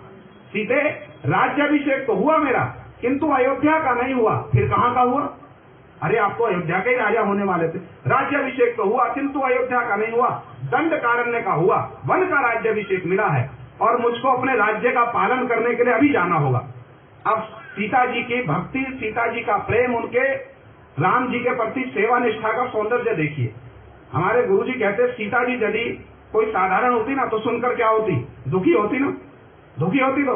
किंतु श्री वाल्मीकि जी, श्री गोस्वामी जी कहते हैं श्रुत्वा रामस्य वचनम जानकी प्रीति संयुता, दुखी नहीं हुई किंतु श्रुत्वा रामस्य वचनम, राम जी के वचनों को सुनकर के जानकी प्रीति संयुता, सीता जी बड़ी प्रसन्न हो गई। अरे राज्य तो मिला, आपके पिता ने राज्य तो दिया, अयोध्या का नहीं दिया, वन का दिया, कोई बात नहीं। राम जी आश्चर्य में पड़ गए। उनके मन में क्या आ रहा था? ये सुनकर के दुखी हो जाएंगे। दुखी नहीं हुई सीता जी, जानकी प्रीति संयुता, और बड़ी प्रसन्न हो गई। ये तो बड़ी अच्छी बात है। राम जी ने कहा इसमें क्या अच्छी बात है? अब राम जी आश्चर्य में पड़ गए हैं। अभी तक कोई सोचा नहीं था ना, मन में क्या आ रहा था? ये तो दुखी होंगी, विलाप करेंगी। सीता जी तो प्रसन्न हो गए, तो राम जी भी आश्चर्य में पड़ गए, ये क्या बात हुई? तो सीता जी से कहते इसमें क्या अच्छी बात है? कहते बड़ी अच्छी बात है। सीता जी ने क्या कहा राम जी से, और राम जी को आश्चर्य में डाल दिया सीता जी ने, आश्चर्य में। जैसे श्री नंद बाबा, श्री जशोदा मैया, राधा जी, ये कृष्ण के प्रति अपने प्रेम से ना देवताओं को भी आश्चर्य में डाल देते। अरे कोई इतना प्रेम कैसे कर सकता है भगवान से? ऐसे ही श्री सीता जी ने अपने प्रेम, अपने त्याग, अपनी भक्ति से सारे देवी देवताओं को आश्चर्य में डाल दिया। सब लोग तो खड़े होकर देख रहे हैं ना, अब क्या होगा, अब क्या होगा। तो सबके मन में कौतूहल है। सीता जी ने हाथ जोड़ करके क्या कहा? बहुत अच्छी बात, वन का राज्य मिल गया। राम जी सोच रहे इसमें अच्छा क्या है भाई, वन में जाना। तो सीता जी कहते बात सुनो हमारी रघुवर। राम जी कहते सुनाओ, अब आपकी सुननी है, अब तो आपकी सुननी है। सीता जी कहते अहम अग्रे गमिष्यामि, मैं पहले वन को जाऊंगी। अहम अग्रे गमिष्यामि, मैं पहले वन को जाऊंगी, मेरे पीछे पीछे आप वन को आओगे। राम जी और हठात आश्चर्य में पड़ गए, अरे भैया अद्भुत भक्ति, आपकी अद्भुत भक्ति। अब श्री राम जी ने सीता जी को समझाना प्रारंभ किया, माने अपना कर्तव्य, जो उनका कर्तव्य है वो बतलाना आरंभ किया। सीते मैं तुमको वन में साथ में नहीं ले जा सकता। सीता जी ने पूछा क्यों नहीं ले जा सकते? राम जी कहते भैया वन बड़ा भयंकर है, ये दंडकारण्य, दंडक अरण्य, ये जो दंडक वन है ना बड़ा भयंकर, इसमें बड़े भयंकर भयंकर हिंसक पशु पक्षी रहते हैं, बड़े हिंसक, रात दिन राक्षसों का प्रकोप है। और सीते तुम तो इतनी कोमल हो, इतनी कोमल। राम जी सीता जी से कह रहे तुम तो इतनी कोमल हो, अगर तुम चित्र में भी बंदर को देख लो तो भयभीत हो जाती हो। यदि चित्र में भी बंदर को देख लो तो तुम भयभीत हो जाती हो। और वन में तो बड़े हिंसक पशु पक्षी हैं, वहां तो भयंकर भयंकर राक्षस। मुझको तो भय है कहीं तुम मूर्छित न हो जाओ उन राक्षसों को देखकर। और सीते एक बात और बता दूं, तुम इतनी कोमल हो, तब तक सीता जी इतनी कोमल थी, उनके चरण भी पृथ्वी पर स्पर्श नहीं होते थे, पुष्प बिछाए जाते थे। जब जनक नंदिनी चलती थी तो पुष्प बिछाए जाते थे। इतनी अपने पिता को प्रिय थी, क्योंकि उनके गुण ही ऐसे हैं, उनके गुण ही ऐसे। और राम जी ने एक बात कही, सीते देखो बात ऐसी है, वहां तो जगह जगह, जंगल में तो क्या होगा, बड़ा भारी भयंकर वन है, वहां तो डांसे है ना वो डसती हैं, जौंक होती है ना चिपट जाएगी। और बड़े भयंकर कांटे हैं, धूल उड़ती रहती है चारों ओर, बड़े भयंकर तूफान आते, बड़े कष्ट है सीते। और एक बात बतला दूं, देखो अम्ल कटु माने खट्टे और कड़वे फल खाने को मिलेंगे, वन में मालपुए खाने को नहीं मिलेंगे तुमको। राम जी डरा रहे सीता जी को, जंगल में तुमको मालपुए खाने को नहीं मिलेंगे, अम्ल कटु खट्टे और कड़वे फल खाने को मिलेंगे। अब सीता जी ने बड़ी देर तक राम जी की बात सुनी। अब उनकी भक्ति देखिए, उनका प्रेम, उनका त्याग देखिए। बहुत देर तक राम जी की बात सुनती रहे मस्तक झुकाकर। तो पहले क्या बात कही गई है, जब सीता जी ने राम जी के मुख से ये सुना ना कि वन को जाना है, तो दुखी नहीं हुई, प्रसन्न हुई थी। सुना तो अभी श्रुत्वा तद रामस्य वचनम जानकी प्रीति संयुता, बड़ी प्रसन्न हुई थी, राम जी के साथ वन में जाएंगे। किंतु जब राम जी वन में ले जा नहीं रहे हमको साथ में, इस बात से सीता जी दुखी हो गई। तो श्री गोस्वामी जी कहते हैं, वाल्मीकि जी कहते हैं, जब सीता जी ने देखा ना राम जी हमको वन में नहीं ले जाएंगे, अभी तक बड़ी सारी बातें बतलाई, तो क्या हुआ, जैसे कृष्ण ने ब्रज गोपियों को बहुत सारी बातें सुनाई ना, अरे रात के समय हो रहा है, वापस लौट जाओ, अपने घर में जाओ, अपने पतियों की सेवा करो। ब्रज गोपियों ने सारी बात सुन ली और फिर कृष्ण को ऐसा ज्ञान दिया, कृष्ण चुप हो गए, कुछ नहीं बोल सके। अब सीता जी ने भी राम जी की सारी बातें सुन ली और फिर राम जी को ऐसा ज्ञान दिया, राम जी चुप हो गए। राम जी को ऐसा ज्ञान दिया, राम जी चुप हो गए। हैं, क्या ज्ञान दिया? सीता जी ने अब तक तो प्रसन्न हो रही थी, अरे भाई बालकों को चुप करा दो। अब राम जी के वचन सुनकर बड़ी दुखी हुई, तो कहते रामस्य वचनम श्रुत्वा सीता दुख समन्विता। पहले क्या कहा था? जानकी प्रीति संयुता। अब क्या कह रहे? ए भाई ये बालकों को बाहर ले जाओ, बाधा मत दो बोलने में। क्या हुआ? पहले तो प्रसन्न हो रही थी और अब क्या हो रहा? सीता दुख समन्विता। सीता जी दुखी हो गई, सीता जी दुखी हो गई कि हमको वन में साथ लेकर के नहीं जाएंगे। तो अब तक तो राम जी समझा रहे थे सीता जी को, अब सीता जी ने समझाना आरंभ किया राम जी। और देखो क्या समझाया, ऐसा एक राम बाण छोड़ा, राम जी चुप हो गए और कुछ नहीं बोल सके। जानते हो राम बाण क्या था? हैं, सुन लो वो राम बाण क्या था। राम जी के महल में, राम जी की लीला तो नित्य है, ये मत समझना जब रामायण की रचना हुई तब से ही रामलीला प्रकाश में, राम जी की लीला तो नित्य है। तो राम जी के महल में असंख्य ब्राह्मण लोग आया करते थे, जगह जगह से ब्राह्मण लोग आते और राम जी को राम जी की कथा सुनाया करते। जैसे लव कुश ने सुनाई ना, तो ब्राह्मण लोग राम जी के महल में आते थे और राम जी को रामायण की कथा सुनाया करते थे। सीता जी भी बैठकर सुनती थी। तो जब सीता जी ने देखा हमको जंगल में नहीं ले जा रहे, तो उन्होंने एक राम बाण छोड़ा। सीता जी राम जी से कहते हैं, हम आपके घर में 12 साल से हैं, 12 वर्ष हो गए हमारे विवाह को हुए, और आपने और हमने एक साथ में बैठकर हजारों बार रामायण सुनी है, हजारों बार रामलीला सुनी है। सीता जी कह रही, तर्क दे रही है, राम जी सुन रहे, कहती है हमने और आपने एक साथ बैठकर हजारों बार रामलीला सुनी। क्या आपने एक भी रामलीला में ऐसा सुना है कि राम जी सीता जी को छोड़कर वन में गए हों? हजारों रामलीला सुनी आपने, हमने एक साथ बैठकर। आपने एक भी रामलीला में ऐसा सुना कि राम जी सीता जी को छोड़कर वन में गए हों? हैं, ये सुनकर तो राम जी चुप हो गए, भाई ऐसा तो हमने आज तक सुना नहीं। बात तो सीता जी ठीक कह रही। अब राम जी क्या उत्तर देंगे? कोई उत्तर दे सकते हैं? अब सीता जी ने जब देखा ना ये तो अभी भी नहीं अपने वचन पर अटल हैं, अभी भी नहीं हिल रहे, तो उन्होंने राम बाण के बाद में सीता बाण भी होता है अभी तक तो राम बाण सुना था, एक सीता बाण भी होता है। जानते हो सीता बाण क्या है? सीता जी ने कहा यदि हमको अपने साथ में नहीं ले जाओगे ना, आपके सामने प्राण छोड़ देंगे। ये होता सीता बाण। जब राम जी ने सुना ना, अरे ये तो प्राण छोड़ देंगे, तब कहा नहीं भैया फिर तो ठीक बात है, ठीक बात है, फिर तो हमारे साथ में चलो। ये सीता जी की भक्ति का सौंदर्य। बड़ी प्रसन्न हो गई, बलकर वस्त्र पहनकर जब राम सीता जी बाहर जा रहे हैं ना जंगल की ओर, आप देखो क्या मार्मिक वर्णन किया रामलीला में, क्या मार्मिक वर्णन। जो अयोध्या के वासी है छाती पीट रहे हैं, छाती पीट रहे, ये जनक नंदिनी को क्यों साथ में ले जा रहे हो, ये सीता जी को क्यों साथ में ले जा रहे हो। और कैकेयी की इतनी भर्त्सना कर रहे हो अयोध्यावासी, इतनी भर्त्सना पूछो मत। और जब सीता जी वन में भी राम जी के साथ है ना, प्रथम रात्रि जब शयन कर रहे हैं वन में, तब भी निषाद राज और लक्ष्मण जी दोनों पहरे पर बैठे, दोनों पहरे पर। तो निषाद राज जी रोते रोते सीता जी को देखकर, राम जी को दूर है कुटी में, अभी तो कुटी बनेगी धीरे धीरे, तो दूर सो रहे, ये लोग दूर बैठे हैं। अब उनको पता है कि सीता और राम जी, उन्होंने व्यवस्था की थी ना, पूस का पलंग बनाया है, पूस की शैया बनाई, पूस समझते तो घास की शैया। तो निषाद राज जी लक्ष्मण जी के सामने रोते हुए कह रहे, अरे ये जनक नंदिनी जिनके चरण भी कभी भूमि पर नहीं पड़े, आज वो पूस पर सो रही है। लक्ष्मण जी इनकी भक्ति देख करके तो मैं गदगद हो गया, इनकी भक्ति देखकर मैं गदगद हो गया। ये राम जी की लीला में जो सीता जी का चरित्र है, लक्ष्मण जी का चरित्र है, इनसे जो इनकी राम जी के प्रति निष्ठा है, उनकी भक्ति है, उनका प्रेम है, वो सीखने की बात है। लक्ष्मण जी की भक्ति सुनेंगे आश्चर्य में पड़ जाएंगे, आश्चर्य में। लक्ष्मण जी को जब राम जी, यही प्रसंग जब आया ना, राम जी लक्ष्मण जी को भी समझा रहे हैं, तुम अपना यहाँ पर रहना, अद्भुत अद्भुत बात है कि तुम अपना अयोध्या में रहो, पिता माता की सेवा करो, इससे तुमको धर्म मिलेगा और कीर्ति मिलेगी। राम जी ने लक्ष्मण जी से कहा तुमको धर्म मिलेगा, अरे स्वर्ग में जाओगे और तुमको कीर्ति मिलेगी।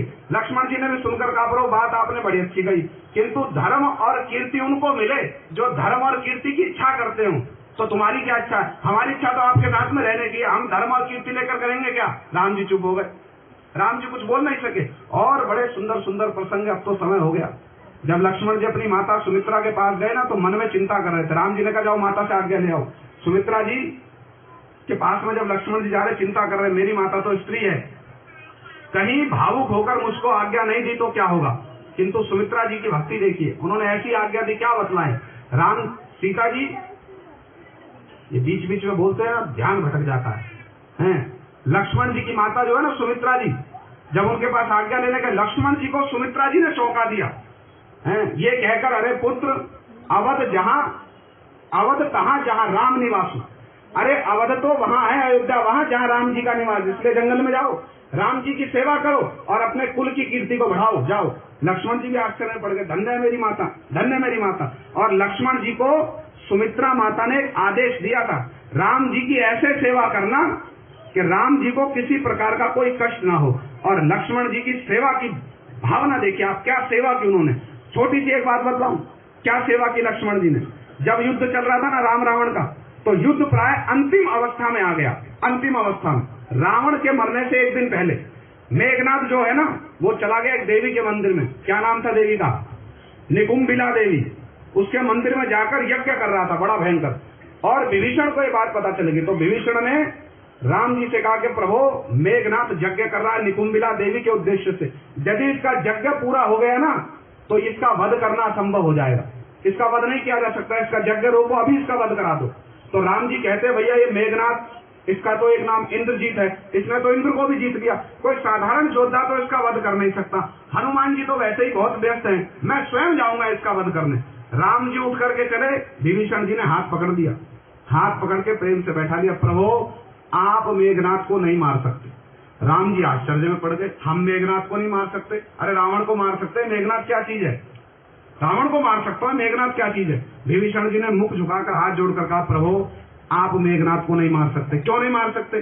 कहते मेघनाथ को यह वरदान है, जो व्यक्ति 14 वर्ष तक सोया ना हो, जिसने 14 वर्ष तक एक भी अन्न का दाना ग्रहण ना किया हो, वही व्यक्ति मेघनाथ को मार सकता है। ऐसा कौन है? श्री लक्ष्मण लाल जी। 14 वर्ष तक सोए नहीं, 14 वर्ष तक एक क्षण के लिए भी निद्रा नहीं दी और एक दाना भी मुख में डाला नहीं। ऐसी लक्ष्मण जी की सेवा वृत्ति। राम जी भी गदगद हो गए, तब लक्ष्मण जी को भेजा, लक्ष्मण जी ने जाकर के मेघनाथ का वध किया। ये जो श्री राम लीला है ना, संपूर्ण रामलीला करुण रस से भरी हुई है, करुण रस से, और इसमें इतनी शिक्षाएं भरी हुई हैं अद्भुत, पत्थर को भी पिघला दे, ऐसे ऐसे मार्मिक प्रसंगों का हमारे गोस्वामी वर्गों ने उल्लेख किया। तो आज श्री सीता जी का शुभाविर्भाव है, आज ऐसे श्री जानवी देवी का भी शुभाविर्भाव, श्री मधु पंडित जी का भी तिरुभाव। किंतु समय तो हो गया, जो भी हो श्री सीता जी के चरणों में यही प्रार्थना करेंगे, जैसी आपके अपने इष्ट के प्रति निष्ठा, त्याग, सेवा की भावना और प्रेम है, ऐसी हमारी भी किंचित से अपने श्री गुरु चरणों में, भगवत चरणों में हो जाए। यही आपके श्री चरणों में हमारी प्रार्थना। गौर प्रेमानंदे हरि हरि।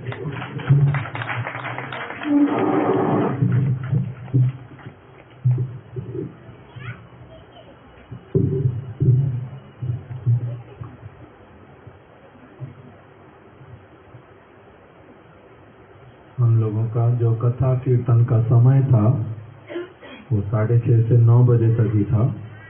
अभी 9 बज गई है पूरी, और हम लोग अधिक समय नहीं लेंगे।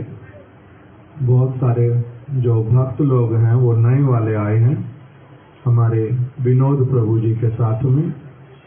आज विनोद प्रभु जी, उनके बड़े भाई, उनके परिवार के और भी बहुत सारे लोग यहाँ पर उपस्थित हैं, और उन्होंने ही आज हम लोगों को ये प्रेरणा भी दिया। हम लोग सारे उत्सव ऐसे नहीं कर पाते, जिस प्रकार से भी संभव होता है कुछ कुछ उत्सव हम लोग करते हुए चलते हैं, और कुछ कुछ उत्सव केवल मात्र कथा कीर्तन के माध्यम से ही थोड़े से भक्तों के बीच में हम लोग कर लेते हैं। किंतु आज सभी भक्तों को इस तिथि के उद्देश्य से निमंत्रण किया, वो विनोद प्रभु जी के बड़े भाई की प्रेरणा से।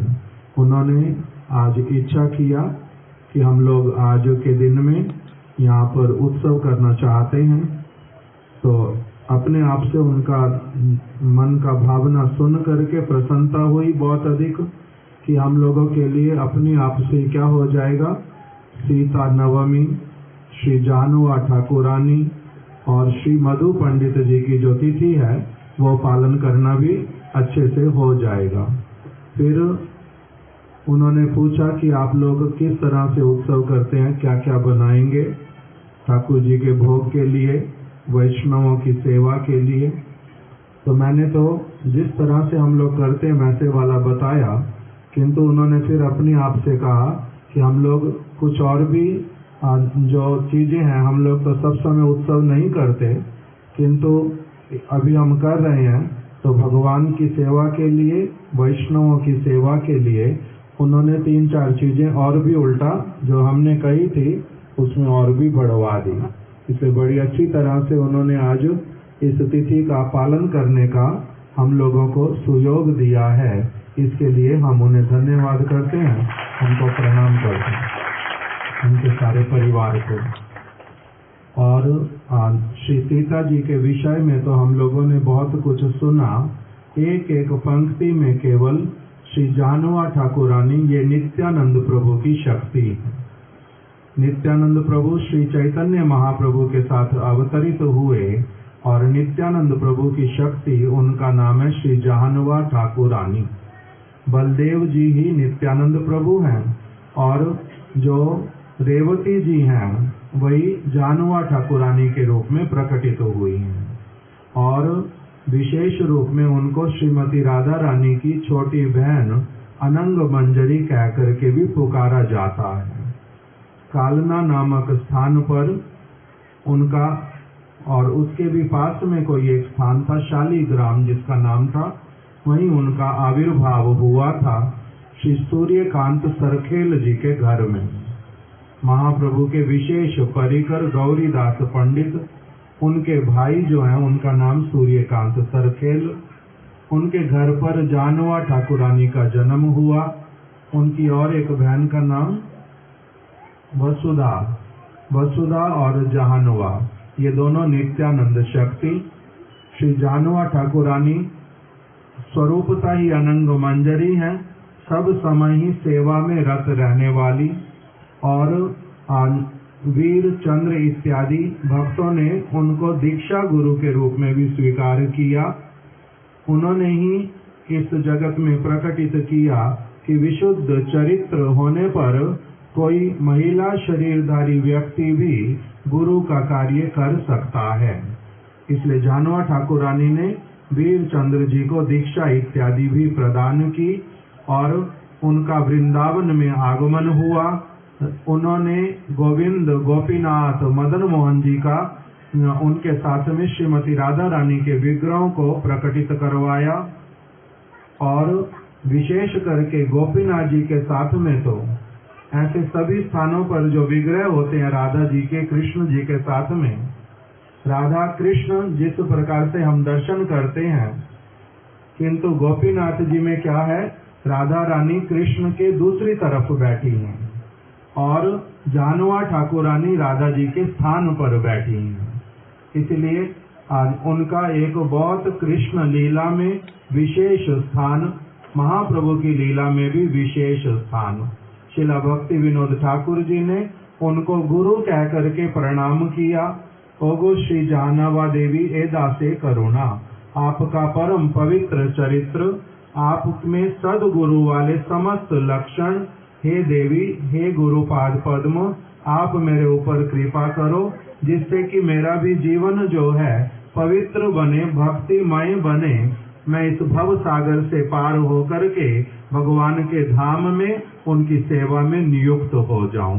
इस प्रकार से ये जानवा ठाकुरानी को हमारे वैष्णव गण स्मरण करते हैं। उनका एक विशेष स्थान राधा कुंड में, जहाँ पर उन्होंने कुछ समय तक वास किया था, राधा कुंड में स्नान किया था, इसलिए उस स्थान का नाम पड़ गया जानवा बैठक। और जिस स्थान पर स्नान करते थे राधा कुंड में, उसका नाम पड़ गया जानवा घाट। अभी भी हमारे सारे भक्त लोग दर्शन करते हैं। गौड़िया वैष्णव संप्रदाय में सबसे बड़ा महोत्सव जो हुआ था वो हुआ था खेतुरी धाम में।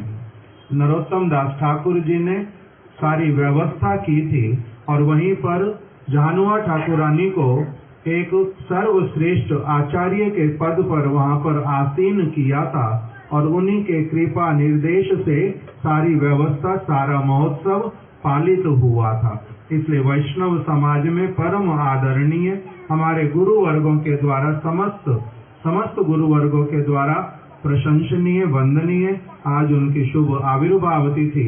ये नित्यानंद शक्ति जानवा ठाकुरानी गुरु तत्व हमारे ऊपर कृपा करें, यही उनके श्री चरण कमलों में आज प्रार्थना है। दूसरा श्री मधु पंडित जी का आज तिरोभावती थी। जया नीला प्रेम धन करुणा प्रचुर, हेनो प्रभु कोथा गेला आचार्य ठाकुर। वैष्णव जो परम श्रेष्ठ वैष्णव, इनका इस पृथ्वी पर रहना समस्त जगत वासियों के लिए बहुत मंगलदायी होता है। चाहे वो कुछ भी क्यों ना करते हों, कहीं पर जाते हैं, आते हैं, नहीं आते, कथा करते नहीं करते, किंतु उनका इस पृथ्वी के ऊपर वास ही अपने आप में परम पवित्र माना जाता है। वही क्या करते हैं, वैष्णव जन, मधु पंडित जैसे वैष्णव जन इस पृथ्वी पर आते हैं शुद्ध प्रेम की वार्ता को लेकर के।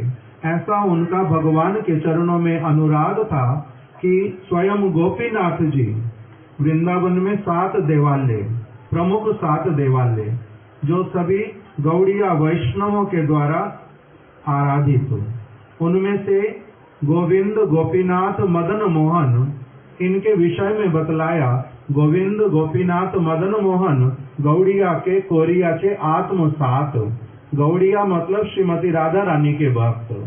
श्रीमती राधा रानी के भक्त जो हैं, उनको गोविंद, गोपीनाथ और मदन मोहन इन्होंने विशेष रूप से अपना बनाया, अपना माना।